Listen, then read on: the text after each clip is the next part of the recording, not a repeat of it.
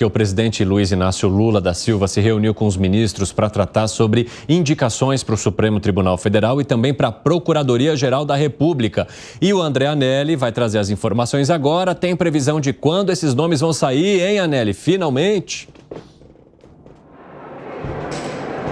Previsão exata ainda não, viu, Evandro? Muito boa tarde para você, boa tarde a todos ligados no 3 em 1 aqui da Jovem Pan. Os ministros aqui do Palácio do Planalto, como por exemplo das Relações Institucionais, da Casa Civil, da Secretaria-Geral da Presidência da República, têm afirmado que as indicações para a Procuradoria-Geral da República e também para o Supremo Tribunal Federal devem ser feitas pelo presidente Lula ainda em 2023, porque o Planalto conta também com as aprovações dos nomes neste ano ainda. No entanto, uma data ainda não foi divulgada pelo Palácio do Planalto. A informação que nós temos ainda de bastidores, Evandro, é que o nome mais sólido, o mais consolidado até esse momento é o de Paulo Gonet Branco, subprocurador-geral eleitoral, para a Procuradoria-Geral da República. E para o Supremo Tribunal Federal ainda fica aquela disputa entre o ministro da Justiça, Flávio Dino, também o advogado-geral da União, Jorge Messias, e Bruno Dantas, presidente do Tribunal de Contas da União.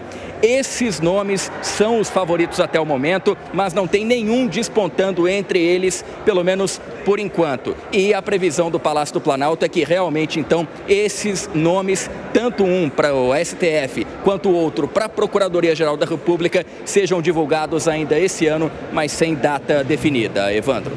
Muito obrigado pelas informações, André Anelli. André Anelli viria com previsões, informações, mas não conseguiu bater o martelo em absolutamente nada, porque não tem nada para se bater martelo até aqui, hein, Luiz Felipe Dávila? Não, mas olha, vamos dividir isso aqui em duas histórias. Primeiro, o Paulo Gonet praticamente já está aprovado. O problema é que ele vem apanhando da esquerda. É a esquerda que está batendo no Paulo Gonet.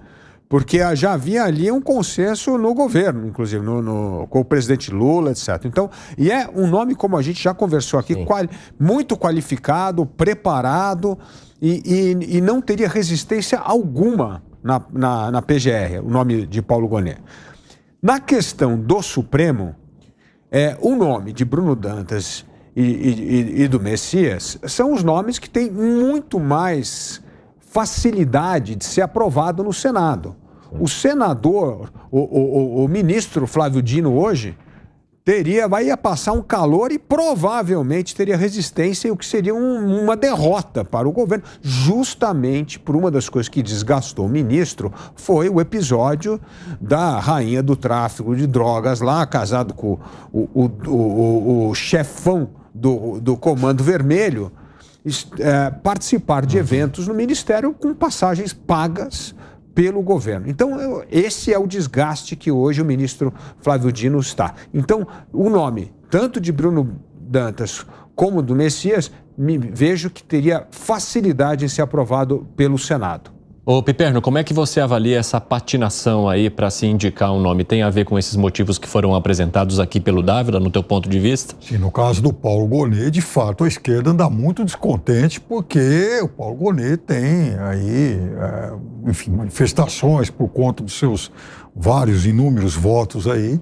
Porque ele seria uma pessoa equilibrada em seus votos? É isso que está desagradando? Não, porque a esquerda identifica... Porque se ele atendeu em determinado momento à esquerda e em determinado momento à direita, quer dizer que... Identifica no Paulo Gonet alguém simpático, por exemplo, a temas conservadores. Não, é o identitarismo. Ele é a favor de família, ele é de religião. É isso que está pegando. É contra esse identitarismo ridículo que tem. E é isso aí que é o problema. Então, veja...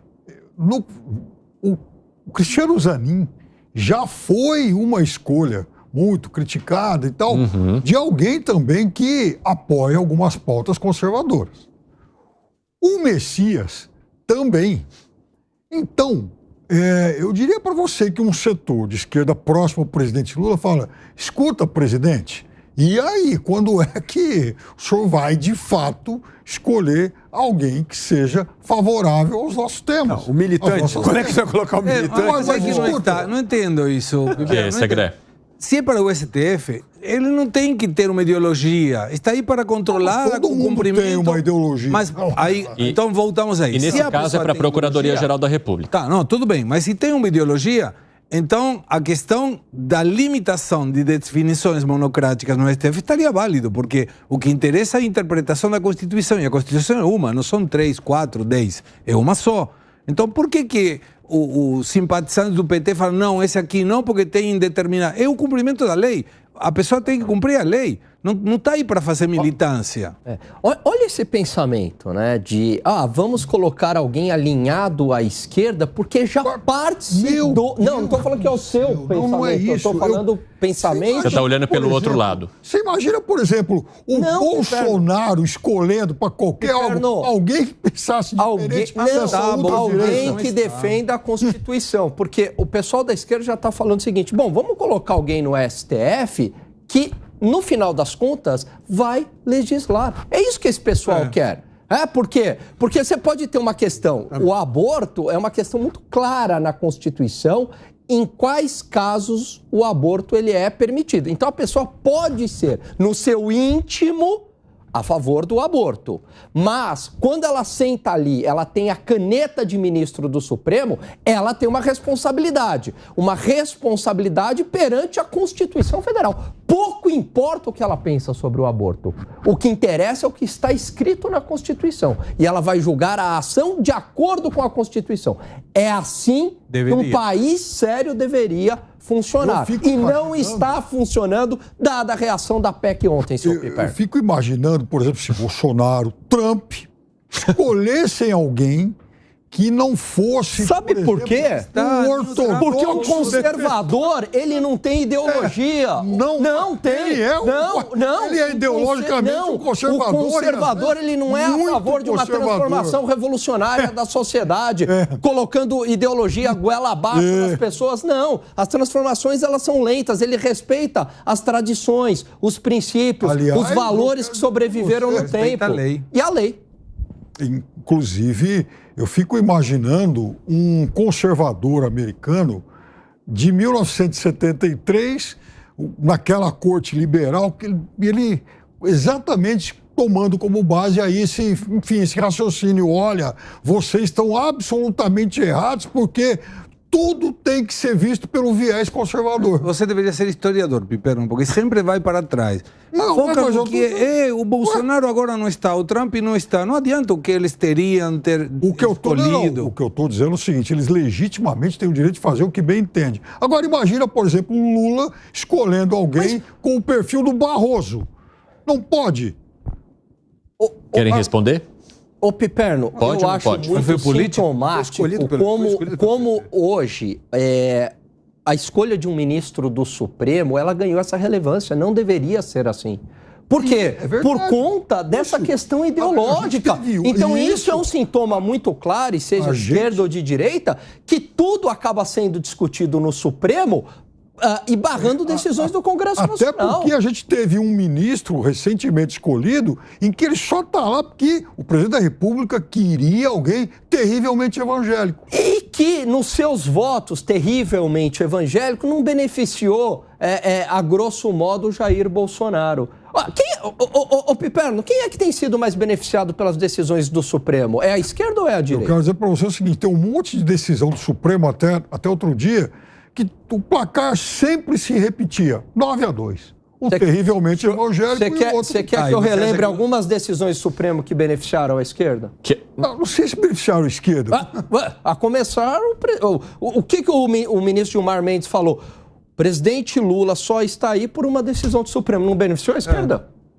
Beneficiou a lei. Ora, ele decidiu conforme a lei. Inclusive, ele reviu o que ele tinha feito lá atrás, admitindo que tinha errado, com base em informações. Marco temporal, aborto, legalização das drogas, imposto sindical, beneficia quem? Quer acrescentar algo, Davi? Não, eu ia dizer o seguinte, essa história de ter um papel que mistura preservação da Constituição com política é um desastre. Nós já conversamos aqui, o ministro Barroso, que é uma pessoa que tem enorme conhecimento jurídico e tal, a postura dele, que a nossa função é avançar com a história, não, a sua função não é avançar com a história, não, a função é fazer cumprir a Constituição. Está errado. Então, esse papel... O Piperno, o que impressiona é a naturalidade com que os membros do Supremo tratam de questões que não estão na sua alçada de ministro do Supremo. Sim, estão na sua alçada de cidadão, mas não de ministro do Supremo.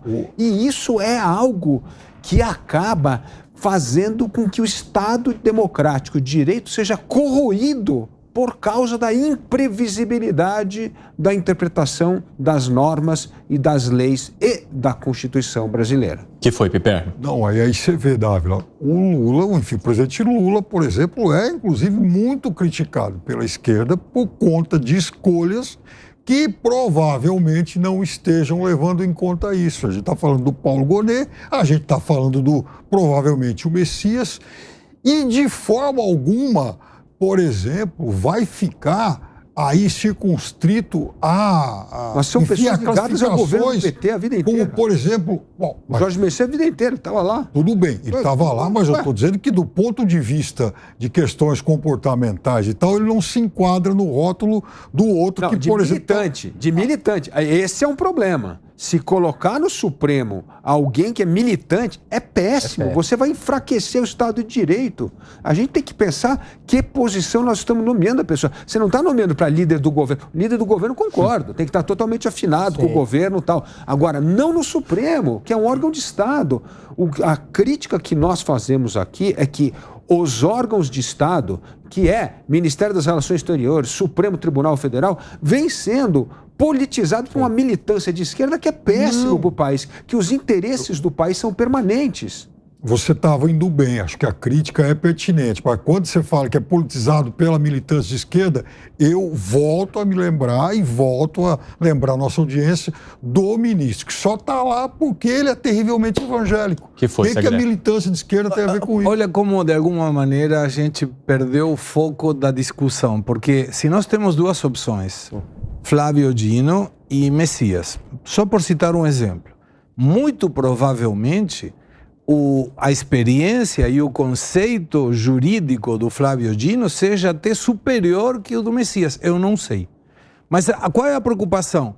Aí não é se um sabe mais que o outro, aquele induvidável saber jurídico. É a militância que cada um dos dois possa fazer se entra nesse lugar. E talvez o Dino tenha mais capacidade do que Messias. Mas isso não vai gerar uma preocupação para a sociedade, dizendo, pô, nós temos uma pessoa que a prioridade hoje é que não faça militância, quando na realidade deveria ser o conceito jurídico dele. Não, é perfeito, Segré. Não há a menor dúvida, por exemplo, que o ministro Barroso, ele é competentíssimo, tecnicamente falando, todo jurista fala isso. Ele é muito inteligente. Agora, qual que é a crítica em relação a ele? É que em algumas decisões ele extrapola o limite constitucional, né? Ele não está usando essa técnica para julgar de acordo com a Constituição. Então é exatamente isso, não é só uma capacidade técnica, mas é o quanto que você vai colocar a sua ideologia pessoal no seu voto. Agora, só um ponto aqui, Evandro, que se essa PEC tiver algum problema na Câmara dos Deputados, eu não duvido de uma reação do Senado na nomeação a um ministro do Supremo de sentar em cima por alguns meses, como já ocorreu no passado. Ao Columbre. 5h48 da tarde, quem nos escuta pela rádio, bom intervalo para vocês, daqui a pouco a gente te espera. Nas outras plataformas, continuamos. Quer arrematar, Piperno, para eu ir para o último tema? Sobre isso que o Alan falou, Davi Alcolumbre deixou de forma lamentável a nomeação, a indicação lá do André Mendonça no freezer por 4 meses. É inadmissível. Um banho-maria interminável também.